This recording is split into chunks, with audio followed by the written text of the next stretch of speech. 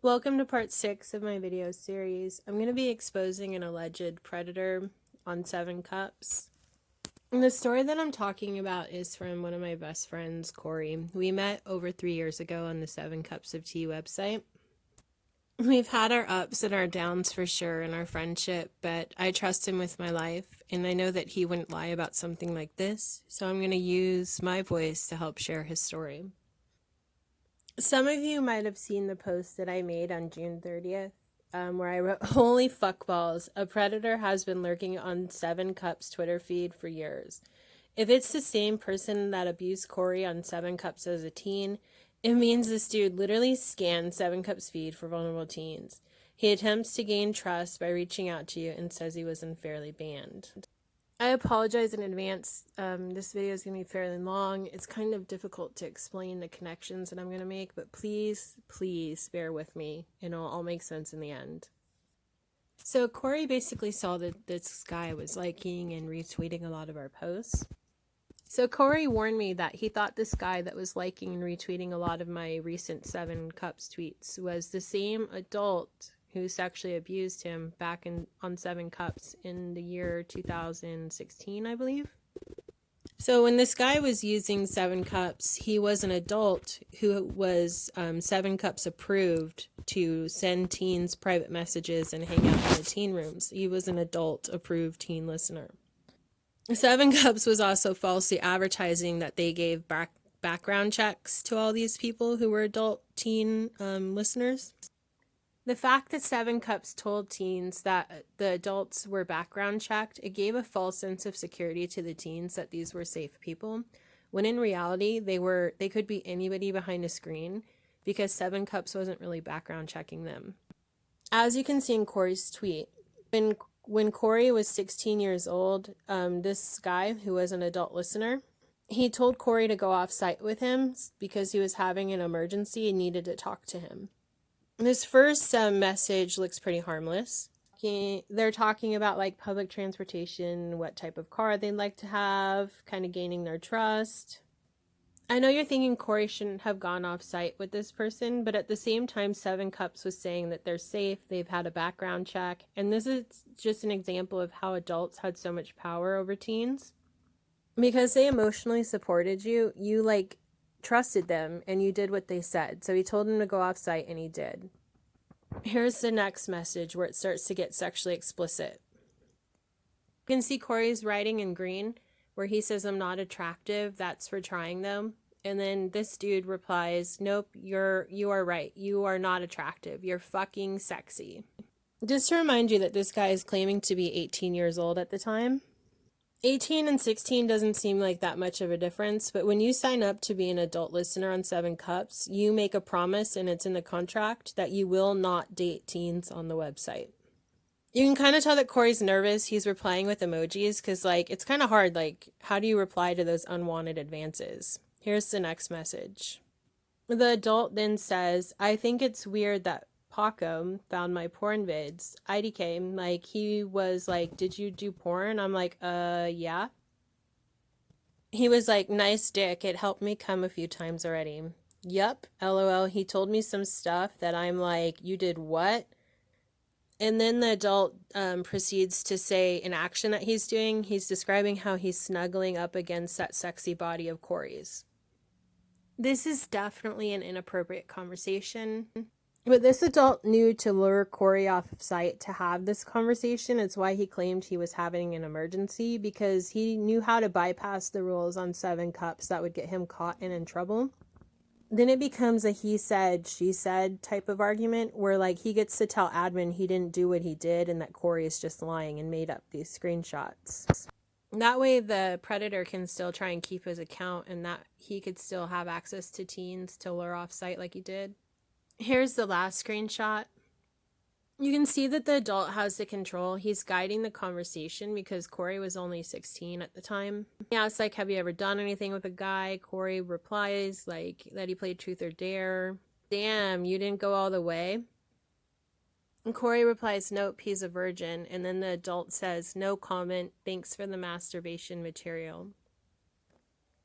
Just to provide a little more background, this adult is on a mental health website. Teens come here to get emotional support for their problems.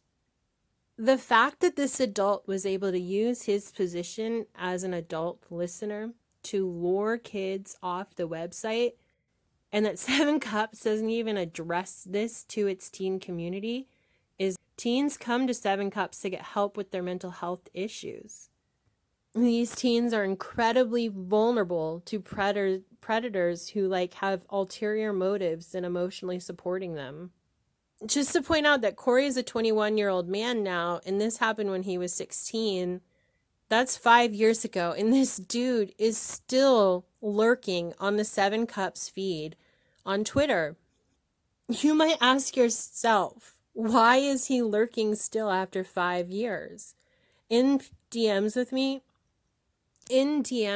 Brandon had messaged me and talked about how he's had a shit ton of bans and it was unfair, and he was a really good adult who supported teens, but admin's corrupt and blah, blah, blah, blah, blah. He had told me that he'd been banned more than 7 or 8 times. It legit means that he keeps coming back to Seven Cups. For what motive? You keep getting banned? Are you still pulling minors off the site and sending them sexually explicit messages like that? We were figuring out who this dude was live in real time when we were tweeting all this shit out, because we're no, it couldn't still be the same dude who did that to you 5 years ago. But yeah, take a look at his Twitter page right now. He says his name is Brandon Sorensen. It's Game Boy Brandon, from Alabama. He follows a lot of Seven Cups people, and he claimed that he didn't know who this guy was, but his name is also Brandon. You can see that this used to be his social soldiers page, meaning that it was his listener page when he was a listener on Seven Cups. He also lists that he's from Alabama. His name's Brandon. All these are important facts because I'm going to tie them all together in just a minute, so be patient. Shit's about to get really fucked up. I'm not here to kink shame anybody or anybody's sexual gender identity. I'm not all about that. I'm about equality, and people can be who they want. But what I'm not about is harming minors, because that's illegal and that's wrong.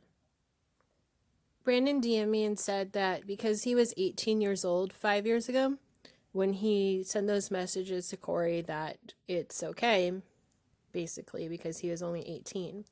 A quick search on the internet of a username that Brandon posts a lot on his profile. So I typed Arcane Watcher 91 into Google, and I found his other social media profiles associated with that username. One is a furry site, no judgment. This site appears to be inactive from about 4 years ago. If you look, it uses the same names. I don't know how to pronounce that title at the top of the card there, Equius Leaf. Equius. It's something that in the other screenshots Corey provided that Brandon went by. And I'm going to scroll down, and you can see here, it's going to give his user profile. I'm going to scroll a little bit more really quickly, and it's going to show his associated social media profiles with it. And you can see that Twitter account, Game Boy Brandon, and Facebook Gay Boy Brandon are very similar to the Twitter account that is following us. Also, what you see here is his age 4 years ago was age 25. Not age 18 like he had claimed he was when he was an adult listener on Seven Cups. But if Seven Cups had really done that background check, right, wouldn't they have known his real age, that he wasn't this 18-year-old, that he was really this 25-year-old? And they might have found other information on him too, who knows? Here, if you go back to Brandon's message to me where he says he was 18, if you pause the video right now, you can read the message he wrote, and at the very end he says, at the time it makes him look like a bad guy, but he was only 18. So I figured maybe that social media profile is wrong, right?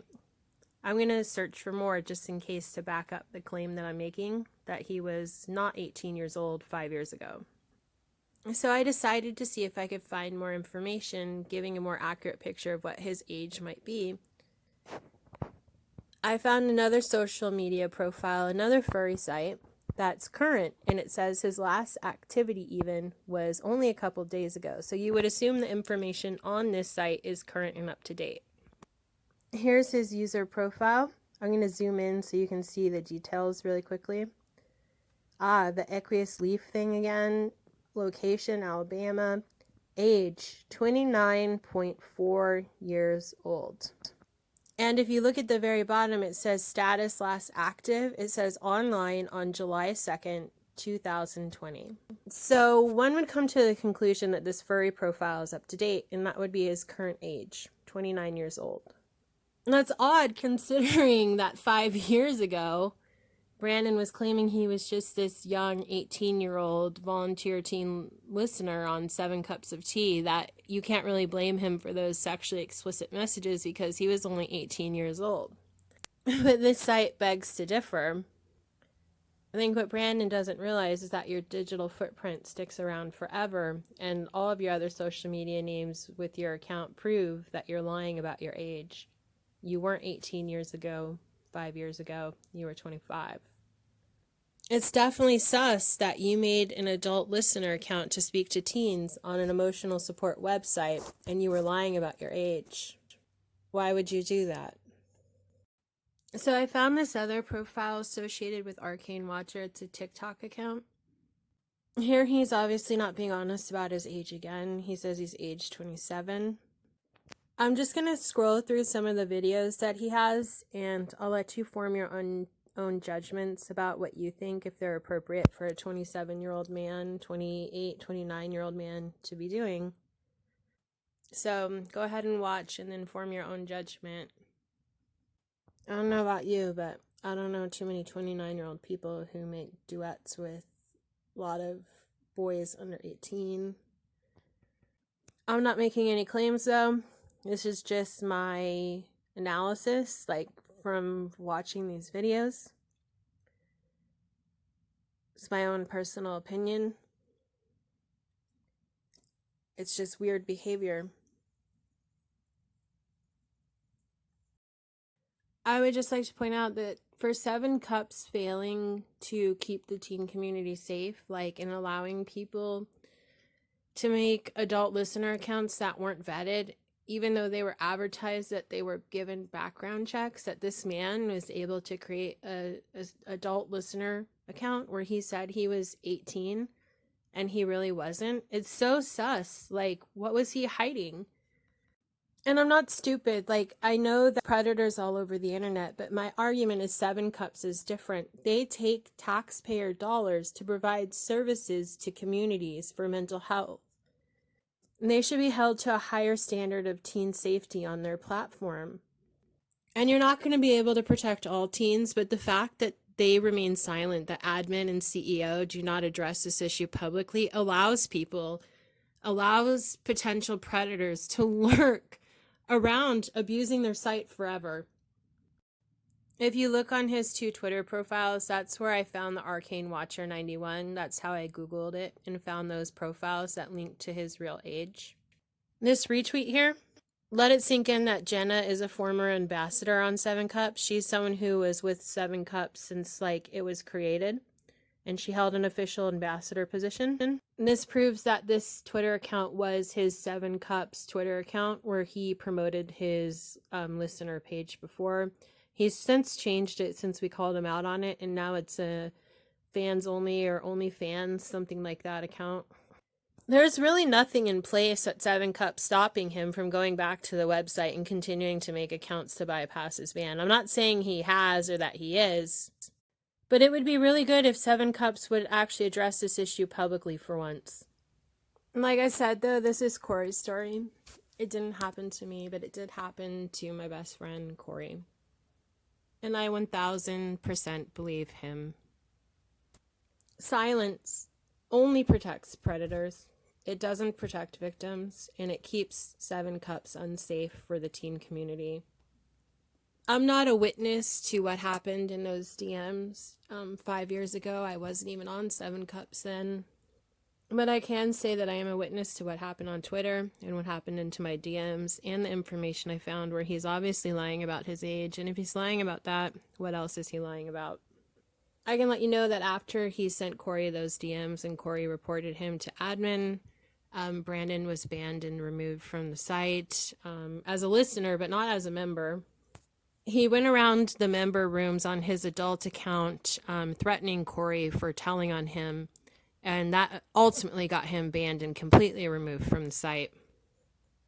I'll also let you know that for reporting this, Corey, when he was 16 years old, received a suspension for reporting it because Seven Cups admin told him it was his fault he was abused because he went off site with this Seven Cups site approved adult who was supposedly background checked.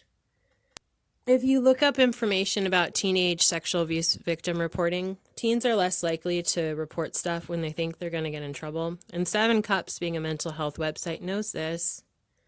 It's part of the things in place that keep their culture of silence going. I love you, Corey. Thank you for being my best friend and helping support me, and I wanted to support you back by making this video. I hope that people who watch this also join us in supporting Corey and demand that Seven Cups make a public statement about teen sexual abuse that occurs on its platform. Everything I said on this video is allegedly about someone who I believe to be the same person who sent sexually explicit messages to a 16-year-old boy in 2016, based on evidence and a personal story of abuse from my friend Corey and based on my own opinions. This video is alleging the statements that were contained in it.